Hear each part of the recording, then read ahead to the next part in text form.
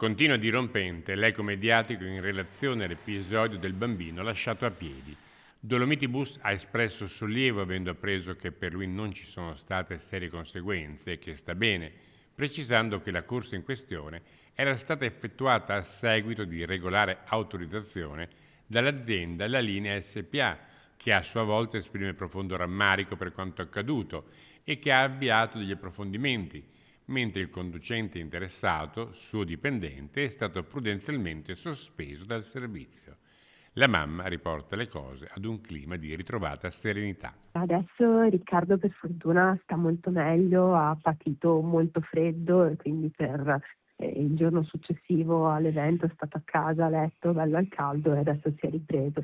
Ha trovato giovamento in tutto questo sostegno sia dalla parte dei suoi amici ma sia dalla parte dei media e devo dire che questa cosa l'ha rincuorato, risollevato, si è sentito capito e non si è sentito solo soprattutto. Quindi direi che la conclusione a lieto fine e spero che questa esperienza serva perché non succeda mai più a nessun altro bambino. Molte le reazioni.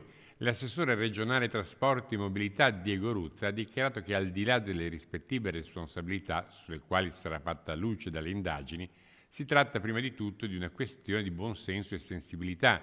Il comportamento più corretto e sicuro sarebbe stato quello di accompagnare il bambino a destinazione e solo successivamente richiedere alla famiglia la regolarizzazione del titolo di viaggio. Trovo che dovremmo usare un po' di buon senso e anche un po' di consapevolezza. Un bambino sempre non si lascia da solo, mai, mai. La rete degli studenti medi di Belluno, infine, definisce inaccettabile quanto accaduto, non solo perché uno studente di soli 11 anni ha dovuto camminare per quasi 6 chilometri sotto la neve, arrivando a casa con un principio di ipotermia, ma soprattutto perché non era sprovvisto di biglietto, visto che aveva con sé il carnet di biglietti da 2,50 euro.